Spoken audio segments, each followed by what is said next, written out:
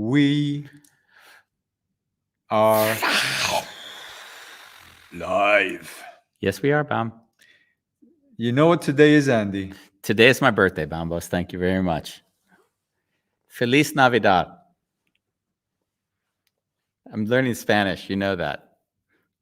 So today our show is called Falling Forward, and we're going to discuss this subject with my colleague Andy Shalev and myself, Bambos Charles Dimitrio, and we're going to do that on. We're going to do it all on A Wonderful Chaos.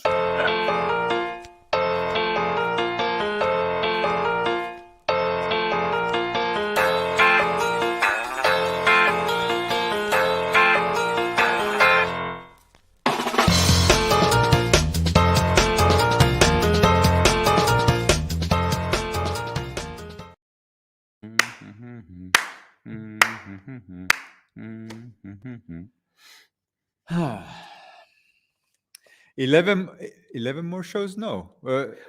Stop. It's not like we're going to die. My God. Everything with you is like...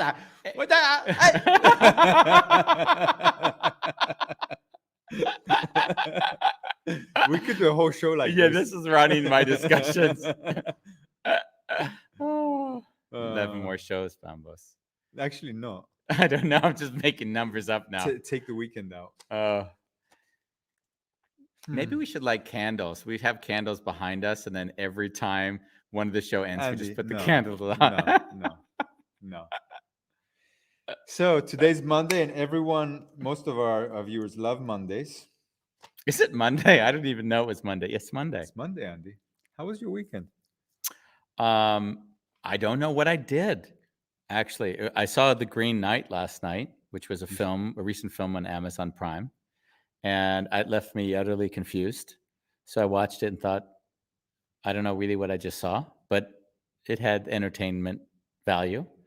And I decided to go on a juice fast. So today is the first day of my juice fast. I noticed. 5 days. And I noticed that things get blurry. No food and just living off of juices. Like everything moves a little bit different. I love it. Yeah. There was a time, Andy Shalev, that we used to work out in the gym together. Yeah. And like all the things that you've disciplined yourself around used to be a drag. And now you've taken it to a professional level, I would say. Yeah, I mean, besides Friday seeing you eating an ice cream on the Prinsengracht. Yeah, but I mean that's part of the joy is that you get to enjoy yourself. Like I told you, my life at this very moment feels like it's run by machines that are giving me arbitrary goals. So I've got on my phone right now, I've got almost 200 days that I've walked 10,000 steps or more each day. So that's like a little bit of an endorphin hit. Like I've made it. And I've got 30 days of learning Spanish now. So and I won the group I was in, some arbitrary group of which I knew nobody, but I won the group. So I get these little bits of excitement. Like I told you, I wish that there was an app that gave me rewards for like brushing and flossing my teeth so that I felt like I have this sense of achievement in everything I do. I went to the dentist today. Oh, what happened? No, just okay. They're like, why did you book an appointment after you checked my teeth? And I'm like, I don't like dentists in general, I said. So maintenance is really my thing. Yeah. And he's like, okay, then we're just going to do a cleaning. Good. Did they do your cleaning? I don't know how it was for you, but I had a deep gum tissue cleaning once because my gums got infected. And after that, I floss all the time because I never want to have that experience again. Never had that. You don't want that experience. It's because you're old. After 50, there's a lot more maintenance required. Like you could get by not doing stuff up to 50, but at 50, there's consequences. Yeah? Yeah. I'm curious. For sure. So falling forward, Andy. The title and the reason why you're here with us today. Falling forward. As opposed to having taking an action in your life and then it failing and then contracting backwards. Yeah. Right? That mental state of mind I would say is predictive of how successful one will be in their lives. Yeah. Because I think we've also done shows on perfectionism, and it's not all that dissimilar.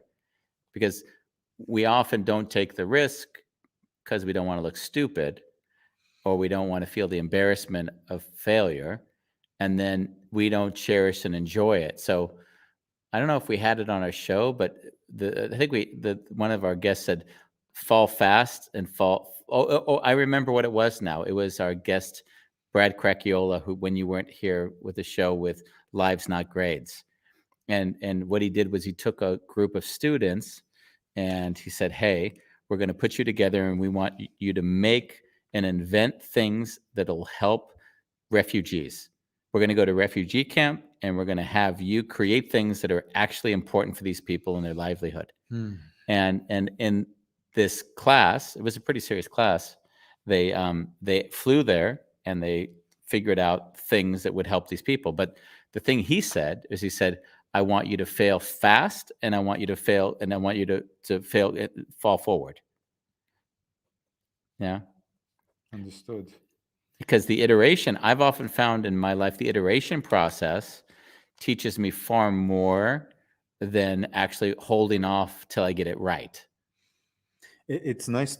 So the context, though, of this class, Mhm. someone who is kind of leading or in charge is giving you permission to fail, and it wouldn't be any different than working in business, and the person just says, "Listen, Mm, fuck it up, yeah. and let's see what we discover." And in that there's like, oh, then I'm just gonna do it, and regardless of outcome, and we're gonna see what comes out. And if there's golden nuggets, great, and if not, great. Yeah. But when it's your own livelihood, it's a different matter.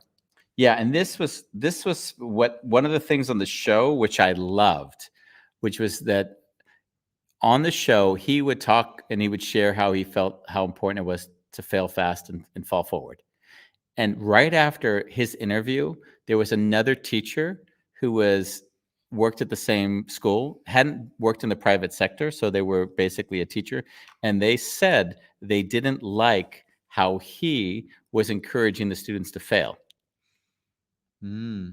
And it was very interesting for me because when I saw it, immediately my mind sort of had a bit of a chuckle, because I saw when you're in school, you're often being told, "Let's get it right. Let's get it right. Let's get it right." Study hard. Yeah. And in the private sector, you're often saying, "Let's get it done, and then let's see how we can improve it. But we got to get it done." And that mentality is something I'm very familiar with. And I realized in my own life, it was very much, it has been tied to my own, what I would call my successes. Because I think in the book, remember that chapter, Which one? in the last letter. Yeah, you're gonna pick it up and read it. In the last letter, there is a moment when I got a job interview, and for a marketing position of which I had no qualifications, and then I got the job as the marketing director for a company that was going to go public, and only a few weeks later. And that was a big deal because, I mean, I had no marketing experience, but now I have $1 million budget. It was pretty scary. Not pretty, it was really scary. And what I noticed was that the first few months, I was trying to hide what I didn't know. And I didn't know a lot, so you can imagine the stress I was living under. Fraud. Yeah, fraud. Fraud syndrome. Yeah. But I think you told me in one of the books you read that the one thing you do is you burn all your ships behind you so you can't go backwards. Well, my dad at that point had kicked me out of the house and disowned me and written me out of the will. So it was really helpful because now I had to go forward and figuring out how to master this domain of marketing was the challenge, Because you didn't have a backup. because I didn't have a backup. Yeah. And the thing that I guess what I was getting to is, while I was playing it safe, I wasn't offering a lot of value. And then one occasion that the CEO said to me, "Hey, I want a press release every week." And I hadn't written a press release before, and I felt really scared because I'm like, "Hey, I could screw this up. I don't know if I'm going to write something that's not even allowed to be written in press releases. And then basically, I remember leaving his office, and I came back in and said, listen, I've got to ask you a question. And he kind of looked at me and he said, well, what? And I said, well, I want to know, is it okay to fail on this? Because I've never done it. And if you want me to do this one a week, I can't guarantee you it's not gonna fail. And then I saw this look of confusion in his face, like of course, he said, of course it's okay to fail. Like as if, why are you asking me such a dumb question? But I left, and I felt this utter joy in my head, in myself, when I left. Yeah. Spaciousness. Yeah. And while you were there, did you end up asking people for support who were in the business longer? Or how did you navigate that in the beginning? My whole life, even till today, I can't say I'm good at asking for people for support. That's not my strength. Compliment then. What I do tend to do is say, I want examples of people who've done it well. So that might be also considered support. But I want to know and see what's the thing that makes some of these press releases or whatever I'm trying to study better than other things. So I tend to want to read and see the patterns, and then I'll apply those patterns to things in my life. Nice. So that's what I did with the press releases. I took 10 press releases that I liked. And then I said, okay, there's a pattern here. And then I started to just follow that pattern with my own press releases. Yeah. Same was true. We had a prospectus for the company was going to go public, and I had to write a prospectus. So what I did was I just took 5 prospectuses from other companies. And sometimes it was a bit scary because you notice how general people can write, so that you can copy and paste 60% of things sometimes. And then just change the words around. So you got to be careful. But I mean, on one level, it's scary when they talk about how computers nowadays can auto-generate books. Oh, wow. Really? Yeah, they can write stories. And you think, yeah, because in a way, if you look at things, just even like the archetype and the hero's journeys, we've gotten so accustomed to a version of how a story is told that you can very much take that and just simulate it to different versions of different stories. But the general flavor might change, but the idea of the journey will often remain the same. Yeah.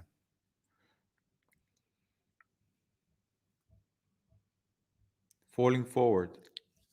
How about you? I mean, I see. You know what? I knew a day when this changed in your life and our relationship to one another. Come again?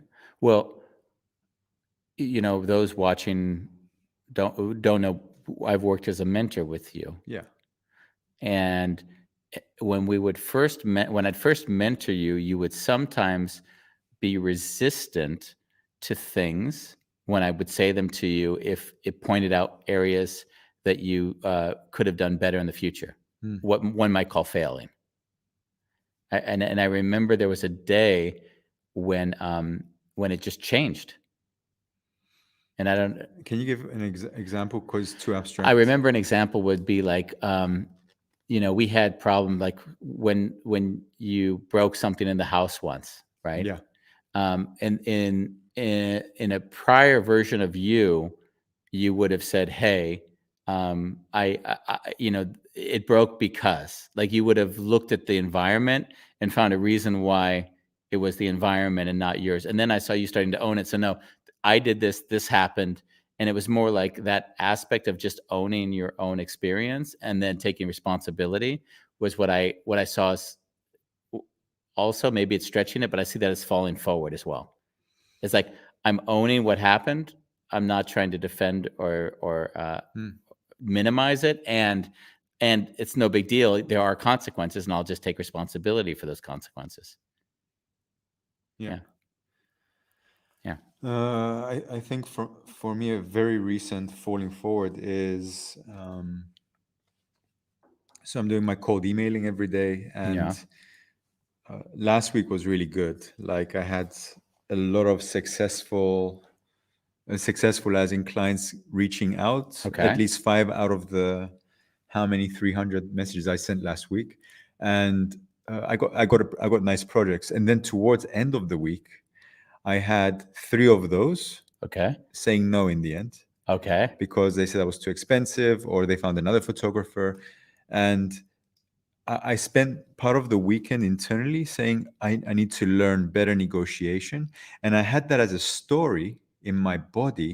And I saw a big part of Saturday, I was collapsing inside. Mm. And until I became aware of the story, I would say I wrote down "fell fast." I understand that now, reading that, because in a way, there was a kind of procrastination in me, and I went into a negative loop. Yeah. And then what I saw from that point is actually, no, I don't need to learn negotiation because I was very transparent. I was very clean. I value my work. I named the prices which felt good for me because I knew everything that they asked for took a lot of time. Yeah. And in the past, I would cut it down and I'd be resentful because I wouldn't be earning the value that I'd give. So in a way, I did really good, actually. So today, I just sat behind my desk and I just continued. And I think in the past, it would have discouraged me to the point where I want to call you. I need to journal. I need to do a lot of things to overcome the so-called loss. And in a way, I didn't lose anything. I just, in a way, stood my ground and it didn't work out. That's great. I would say, though, that with the wording or whatever happened, if you lost 3 deals, it's worth exploring what you did right, and if there's something that might be make it easier for people to say yes. Yeah, Sure. that's also worth checking out. Shall we do a show? No. Yeah. But what I guess the thing would be, though, is what you just said is the core issue that I've experienced in you, is that there's less lag time between when the thing doesn't go well and you just saying, okay, I'm just going to, put the new thing into practice. Yeah. Yeah. Yeah.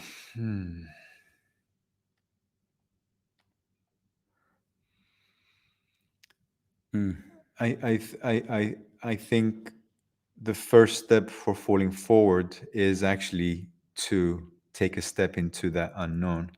And I see it also with the trip to Cyprus. Yeah. And your trip to Spain. There's like a very big empty canvas, like an artist, and you don't know, there's ideas, but there's nothing to hold on to. Yeah. And where I'm right now in my life is there's a complete surrender.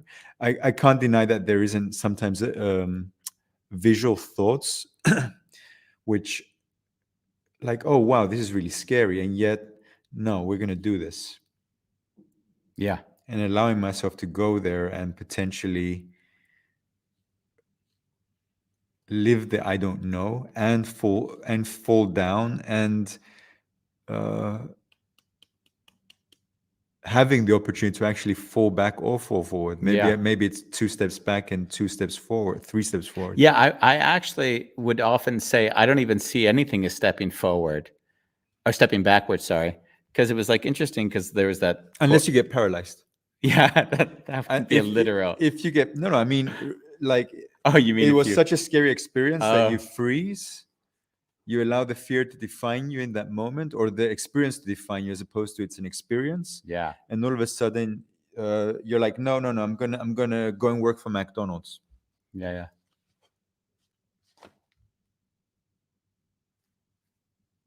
I forgot what I was going to say now. Oh, you said you didn't see a full. Oh, I always see the thing in terms of what Einstein said. Like he didn't fail so many times creating the light bulb. Well, not Einstein, sorry. Edison. Edison, yeah. That he didn't fail so many times doing the light bulb. He found out 100 ways you couldn't make a light bulb. In a weird way, I think that's how I've often felt when I do things. With Ronnie and looking to and getting the house in Spain and starting to define or create a new life there. The one thing that I've seen is that the first thing I said or we said was this could fail and it's okay. Like even like from the start, but we won't know unless we experience. And I see we reinforce that one another. So there's no needing it to be great. There's just the, hey, we'll figure out what it is and how it works out when we're there. Yeah. And I noticed that in our relationship, there's a reaffirming of that with one another so that we can always stay grounded. Because I do see if we were to bring expectations into it, oh, this has got to be good. Oh, we got to work out. We spent so much money, time, and energy. If this doesn't work out, it's a problem. Like if that were the narrative, there'd be so much pressure coming into it. It takes the joy out of the journey. It takes the total joy out of it. Yeah. So actually, as a human being, giving ourselves the permission to fail at any given moment and just trust that there is this thing called life force which will carry you, Yeah. even if it's not what your mind thinks it's ideal. Yeah.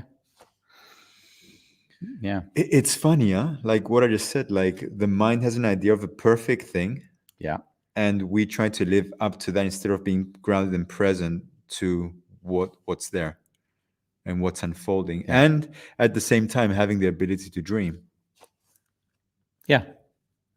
Yeah. And I mean, the point you make is one of the things that I think is really challenging for most people is they're not even aware of the expectations that they have. So they take their expectations for granted, and then they blame other people when they don't fulfill their expectations. Yeah. You know, I was having a call with someone today. I'm on the chapter on expectations right now in the new book, and I'm starting to rewrite it a bit. And I'm looking for the perfect story to put at the start of each chapter because I've changed a little bit of how I'm writing. And the story today, I wrote something and I thought, oh, that's just too banal. And then the call I had later. Isn't banal Dutch? No. No. It's a SAT word. I always call the words that aren't used in general conversation SAT. I thought it was a Dutch word, actually, banal. It could be. Yeah, it might also be a Dutch word.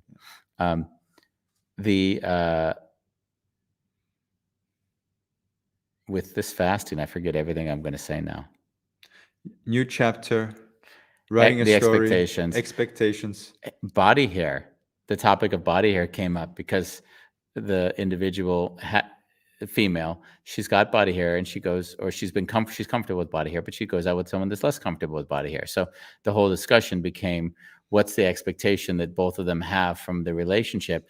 And a subject like, how do you groom yourself now becomes the challenge, because you can imagine if he has the expectation this is what a woman is supposed to look like, and she has the comfort with not looking that way, yeah, that just isn't going to be easy. Yeah. Love it. That's the talks I have on a daily basis. He gets paid for that, though. Yeah.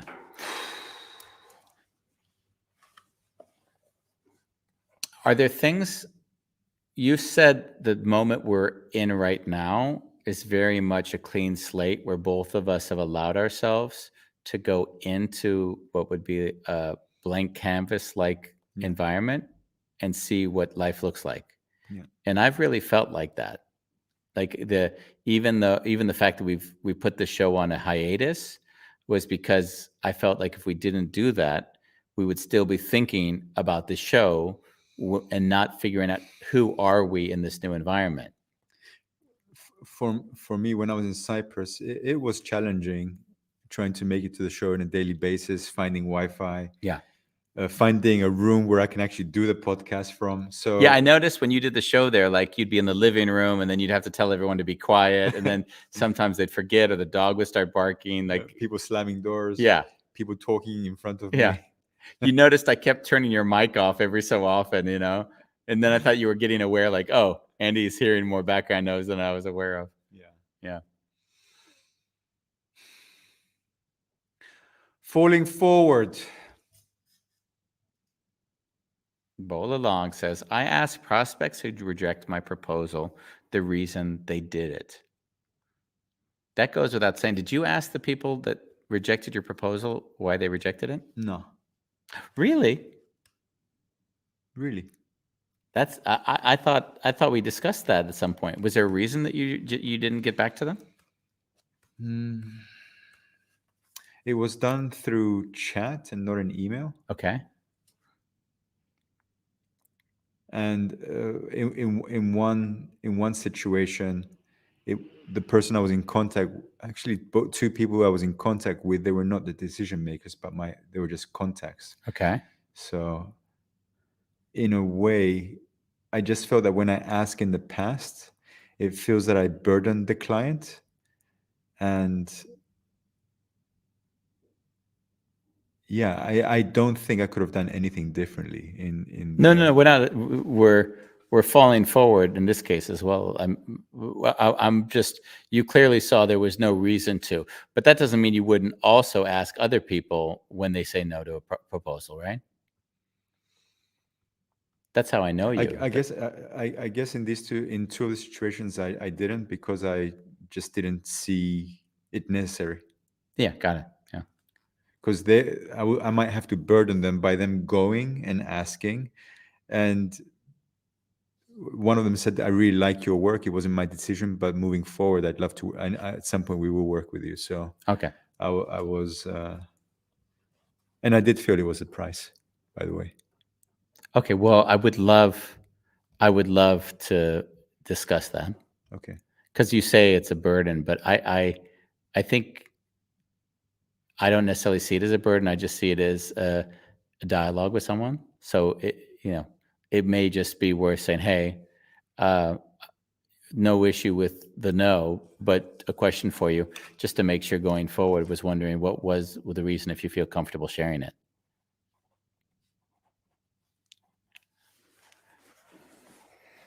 We promised not to do mentoring work on the show, but now we're doing mentoring work. Yeah. But I don't know if you may be right. I can't tell you the context which you're in is not. It, it, but We can look at it. yeah, okay. Hmm.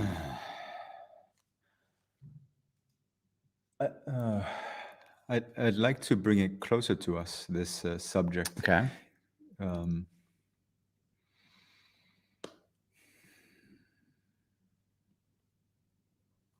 I mean, I could say what's reactive for me, but go. You were going to say something. Yeah, like by definition, falling forward, there is this, like, if I really feel into my body, there's a fear and just the decision to not allow the fear to paralyze you. That's pretty much the basics of Yeah, I would almost want to reframe it, the fear. And I would say there's joy in knowing that it was always an experiment. Like that's how I live life. Like I kind of feel that there's only working experiments. And whatever those experiments give me back, I celebrate them because I knew or learned something that I didn't know before. And that way, I always try to tell you, I don't like managing against the negative. I try not to be in life where I'm like, I don't want to feel bad, so I'm just going to say it's not a bad thing. Like I want to be like, no, I knew that it was an experiment, and I'm going to now take it as something I've now learned. Yeah, that's how I like to frame these things. Okay, but there's you're speaking from a context that's different from mine. Oh, please, what is that? Well, I'm an entrepreneur who's trying to build a business and doesn't really have. Well, like, I feel pretty good right now, but Okay. in a way, the story that I've always said was like, fuck, I've been living month to month. Yeah.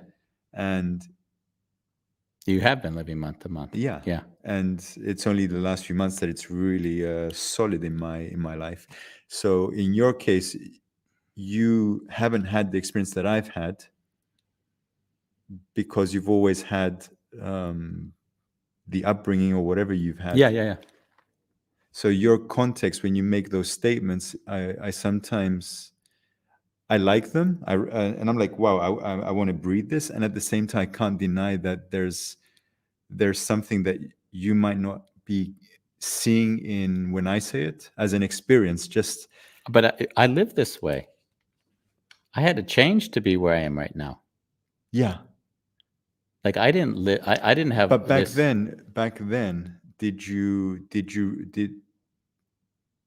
I can't imagine back then when you were making the changes that you didn't have some level of fear, letting it in, and then kind of moving forward from there. Oh, Because no. Now I get what yeah. you're saying. So how do you, before you shift the whole mind space, Yeah. how do you deal with it? So I would say fear is part of it, or else it wouldn't be called falling forward, or not. Maybe I'm wrong. I don't know. I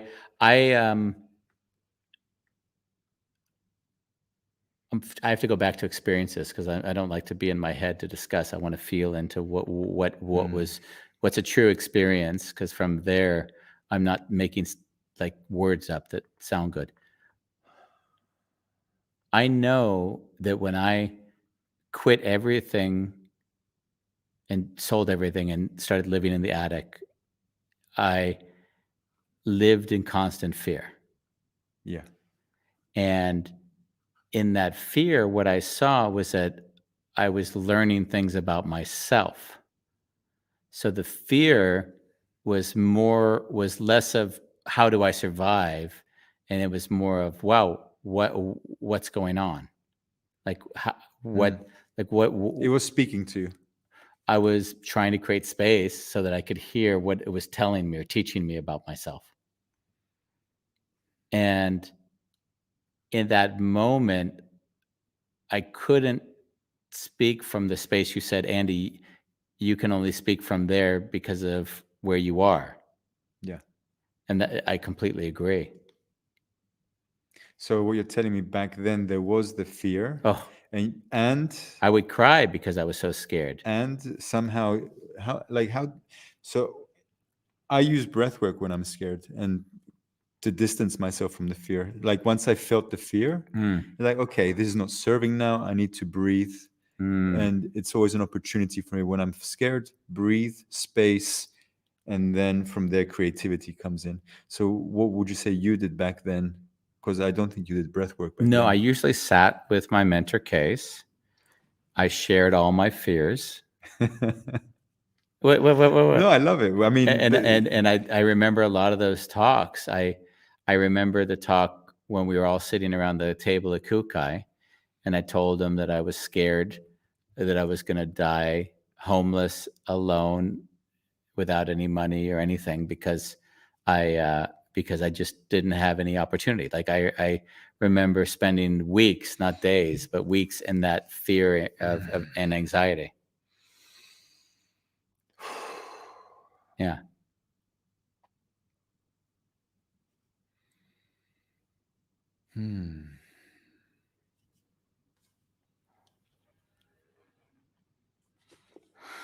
Yeah.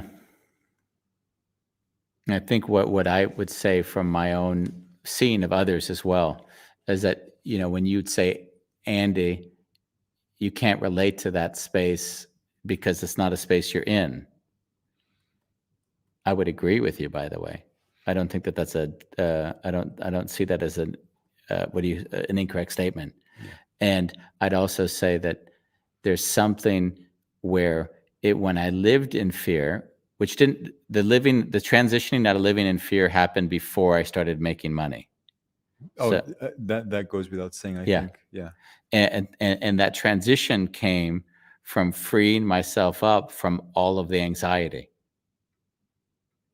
So basically doing the self-love work, saying, if I am homeless and I don't have a house and I don't have any money, that's okay. If I don't, It's fucking great. It's fucking great. You did that back then. Oh yeah, for sure. You knew. Yeah, because I met Peter a long time ago, so I was doing that work earlier. But even if I wasn't doing it,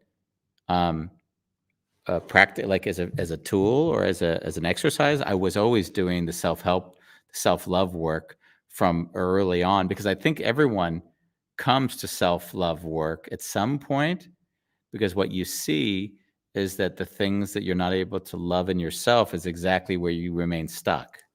Yeah. So I would say that in that time, when I made peace with those parts of me, all of a sudden the change in the mentality we're talking about was a natural byproduct. Beautiful. It was similar to happiness, because we'll talk about happiness, and I always want to say, I don't really feel like happiness is someplace you go to. I feel that it's something that emerges, and it emerges when there's nothing that stops happiness from emerging. And so the distraction to happiness, or the going to Disneyland or going to events in the future, External stuff. the externals, those are all great because they're just adding to a little bit of what life has. But the deep down happiness, like I close my eyes and everything is perfect, like that world of happiness, I only know from making peace with all the dark holes that are in my psyche. Yeah. Yeah. It's funny. I'm having this. It used to be a mental concept for me, even though we're moving away from the subject, by the way. Yeah. But even today, if I experience turmoil, inner turmoil, or I see it in other people, I automatically go to what in me is creating this right now. What's the story I'm telling myself? Oh, yeah. And from there, it's so easy to diffuse it, because you said something really beautiful to me. If you don't, I don't know if you said it actually, but that's what I understood. If something is occupying your mind, it's probably owning you. Yeah. And if you don't deal with it, then it's going to end up owning your mind until you somehow deal with it, take responsibility, make the phone call. So I've learned pretty quickly to take action and not even writing it down. I need to do this, unless it's out of my control, where I need someone to have a conversation. But in general, I see that the faster I do that, the more space I create inside me, and then I can just be present with life, the moment. Yeah. Yeah, I don't make to-do list. I get on the phone and act immediately. Yeah, I had a call today with a coaching client, and they called and they said, Andy, I've been working 2 hours on something. And I'm like, okay, well, and we went through the topic, and the topic was they needed to address an issue with one person in the company. It wasn't even that big an issue, but it needed to be addressed, so they wrote an email to address it. And I'm like, you said get on the phone with them. And then I'm like, are you kidding me? So if you get on the phone with them and you just solve it, it would be done in 5 minutes. It wouldn't occupy your brain. You can get on to more important things. And they were like, oh, yeah, because it's such a non-issue that you just want to hear the person's voice explain, hear what their challenges might be, make it personal. And so what this individual wanted to do is they wanted to send them an email, do the thing that they didn't agree to, and then have that other person resent them forever. And I said, no, it's not the way you work. You just pick up the phone, talk to them, resolve it quickly, and then move on. And an email is really tricky because the person receiving it can interpret. They can I think this person is being is bullying me. They can project into the words everything depending on how they're feeling.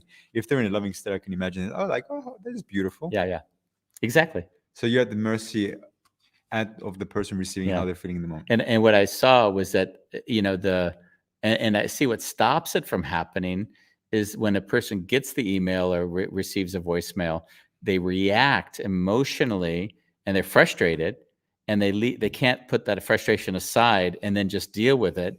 So the frustration then occupies them, like you just said. They tell a story. This person's in my way.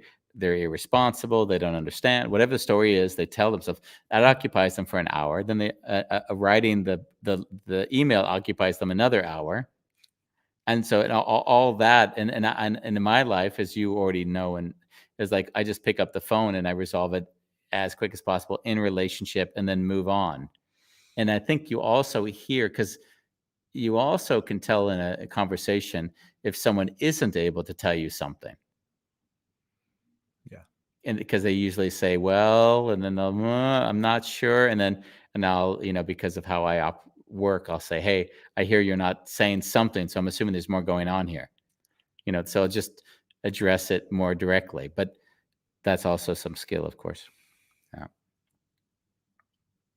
Why is falling forward important? I mean, I want to start just digging a little bit more into this, by the way. Why did you pick up this subject? I picked it up because there'll be themes that come up either on other shows Yeah. or when we'll talk and I'll be like, oh, I forgot how important this was. And you even said it. I liked what you said earlier when you were challenging my state, saying, Andy, you can't quite understand what it's like to not be able to have that state of mind because you're so far away from it.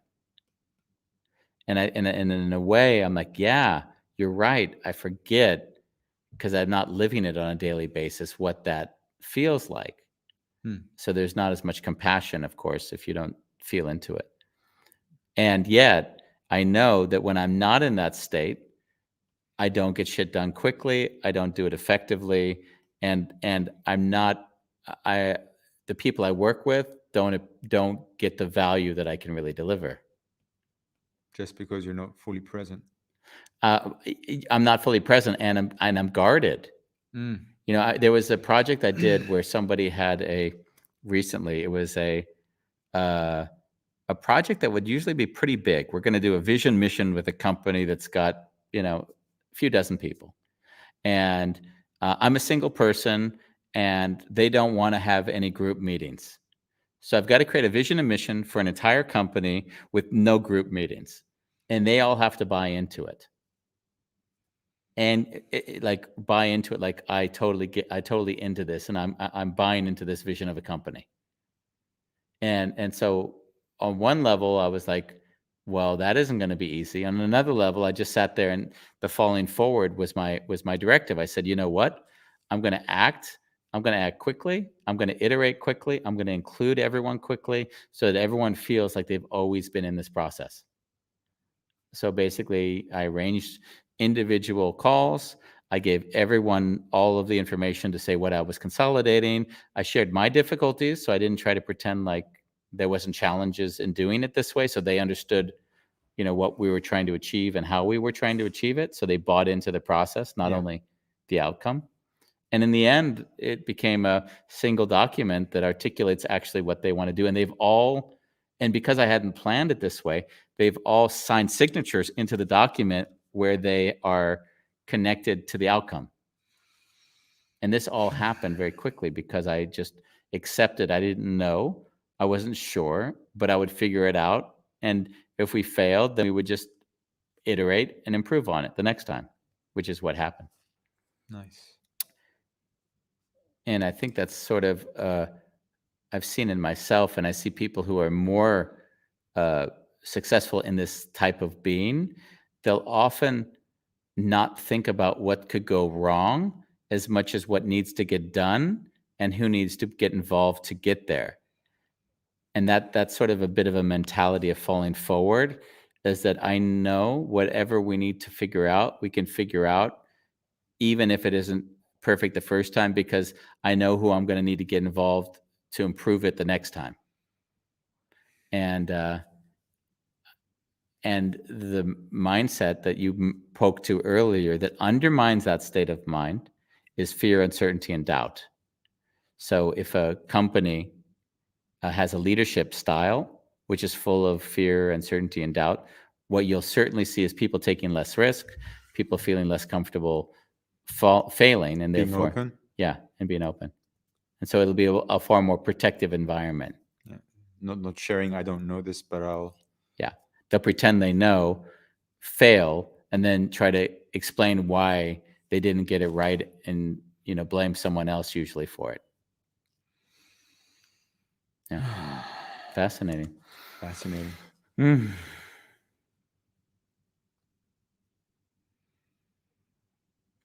The thing that's come up for me recently is the book, the third book, which we don't have yet. In writing the third book, I wrote it quickly, probably quicker than the first two even. And I worked with the editor and got it to a state, and I gave it out quickly to, say, 10 to 15 people. I was one of them. You were one of them. And what I saw was that I embraced the fact that I'd have to learn. But what I thought was interesting is when the feedback came back in a way that I wasn't getting the joy and happiness I expected, there was a it was not emotionally easy. But what I also saw was that I gave myself a week off, and then I started to write and reiterate on it again. So falling forward doesn't mean I'm not emotionally feeling bad about what happened. It means I'm going to deal with it quickly so that I can continue to iterate quickly. Yeah. Yeah.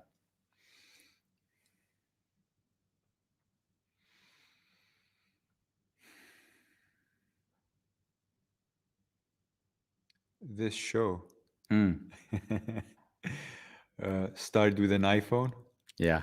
Then he ended up with an iPad, and Andy wanted us to pretend that the guest was sitting with us. So we took, I don't know what it was, a broomstick. We put a helmet On like the iPad. his helmet, and then we stuck the iPad inside. So the person's face was here looking. So if ever you go to the first shows we ever did, Oh. what a fucking disaster. But the funny thing is, it didn't even feel like falling forward. They were like, oh, now we have an iPhone. Oh, now we have an Yeah. iMac. Oh, shit, the camera's nowhere. Oh, the technology is breaking down. Yeah. And we kept on. Oh, as we moved along, we just said, as long as we're having fun and we're surrendered and we're not trying, and it's like the moment shit happened and we would get stressed, we would take it seriously. We would, oh no, what are people going to think about us? The moment that would happen, we would not have been at 269 shows, right? We wouldn't. I remember some of those early shows. Really bad. Yeah, they were bad. And I saw that you were a little bit anxious to begin with. Yeah. And I think you, in some ways, saw, I mean, this is the feeling I had. You saw how I was taking it. And I think you adapted to my way of being in it. No. Was that fair to say? Okay, not. What was it then? My bank account. we started in COVID, and I remember the first shows. Okay. I lost 35,000 euros worth of contracts immediately in like 3 days. Oh yeah. And I was coming here doing this, but I was not in a good place. Oh, you're saying independently because you just were in such a triggered area, anyways. Yeah. Yeah. And I knew doing this show, that stuff would come up. Yeah. Which means a lot of tears. Yeah. Now that you're making the money again, now you're like, I don't have anything to cry about anymore, you know? I got a lot of people are reaching out to me like, oh, it's so nice that you're in a relationship. I know that you've been yearning to be in a nice relationship. Yeah. Like, yeah, everything seems to have fallen into place in a way that I didn't even imagine. How has it been to talk about your relationship, like on air? How was it to talk about my relationship on air? Like, because you have also been dating here and there, so it can't also be comfortable, because I imagine, I'm just assuming on my end, that if I was out there and other women who I dated had also seen that I'm now dating somebody else or enjoying it, that although you didn't mislead anyone, there's also possibly expectations from other women that might be watching. So I can imagine that wouldn't be comfortable. That's my... I haven't thought about it. The only thing which came up for me is I haven't talked about the other women. Oh, got you. And with Anna, I have. Okay. Yeah, but that's what I kind of. So I think there might be possibly some tension in the women. I like your face. So Possibly some tension. There might be some little bit of something out there. Who knows? I didn't think about it. So yeah. So in a way, I think it's good to do a little check-in. Yeah. Well, they might not be watching anyways, right? A few of them loved our shows. They're the only ones watching, actually. Oh man. Yeah. Yeah. The journey that we take, I want to call it our blank canvas moment. We are Picassos in the making, Andy. There's something that I find magical about this exact moment for both of us, and I do believe that in life that people they tend to avoid these moments because It's nice to have patterns from the past that you bring into the future that give you a sense of normalcy. Yeah. So when we were going to go away and you were going to Cyprus and I was going to Spain, there was this feeling like, hey, maybe we'll do the show remotely and just keep up that old pattern. And I think what I saw for myself immediately was that if I'm trying to do what I did in Amsterdam there, I'm really not rediscovering who I am there. Like, I'm looking for cowboy boots and a cowboy hat at the moment. I don't know if I'm going to want to get back to a computer at 5 p.m. each day. No, it might be 6 a.m. Yeah. Yeah, you're right. Yeah. And So you're allowing yourself to to create a new paradigm of living. And a new paradigm of living. And I'm also, from your side, I also feel the same a bit. For me, it's strange. I spent the last 2 years trying to get my business to a way that I love it. Yeah. And it's running really good. And part of it is like, are you fucking insane? This is like, now that you're picking the fruits of all the hard labor that you've done, all the suffering, all the tears. Yeah. And now you're gonna leave. Like that's where I feel my edge. Yeah. Of the capacity to let go, and even trusting that if and when I come back, that I can recreate it now. Yeah. That's beautiful. That's really not living in fear. I didn't say that I wasn't scared. I can feel it. Yeah, but not letting fear define you. I guess that was what I wanted to say. Yeah.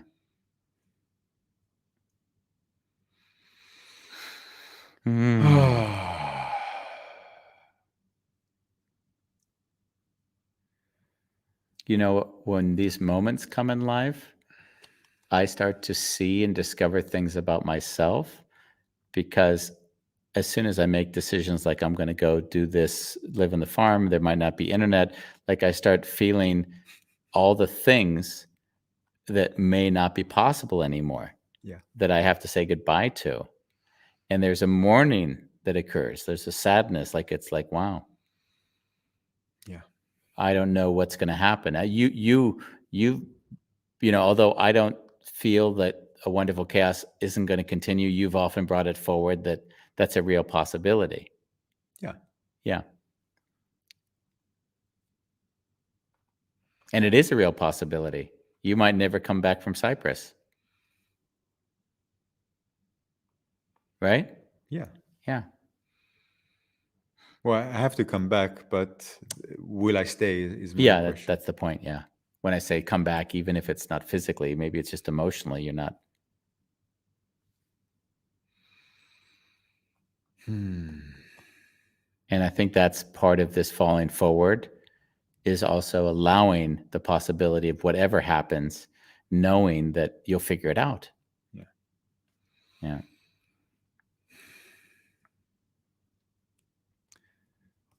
Well, I'm actually looking forward to the 11th of September, because I recognized something recently, also when Anna was visiting, was I couldn't go out of the city. Yeah. Whatever happens every day, I need to make sure that I'm in Amsterdam. And I'm looking forward to having or giving myself some experiences in Amsterdam or in Holland when this show is on pause. Yeah. Yeah, well, you still probably could have gone outside, right? Yeah, but yeah, we decided to do this together. Yeah. And I can give myself one off, or we do it or we don't. It's a daily show. It's a commitment. Oh, I was going to say, but you mean not even doing the show? I got you. Yeah, I know what you mean, for sure. And then you're sitting here and saying, as you all can see, I'm alone. Yeah. Bambos has decided. Yeah. Even though I think Rani also enjoys sitting in the co-host seat. I don't know. I mean, she doesn't. I wouldn't say she's dying to do it, but she'll do it if I ask once a month, sort of thing. Yeah.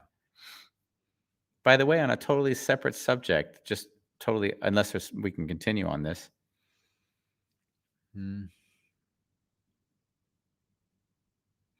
Yeah, as we were talking about Cyprus, and I haven't really said it out loud. Wow, I'm really saying it's going well, and I'm kind of going to walk away from this in 12th of October. I can't deny that I'm sensitive to my body. I felt this part of my body like contracting, and I had to do. Yeah, and if you would, it's almost like waves. Yeah, I can imagine. And if you were to like so we talked earlier on the show. You said, Andy, you're far away from that way of being. Yeah. And I acknowledge that. And then I wanted to say, so if you were to, you see how I treat Spain. Yeah.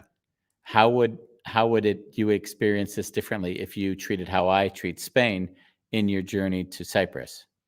Well, like I said, you have a different context than me. No, I wasn't saying intellectually. I was saying if you were to feel it in your body right now.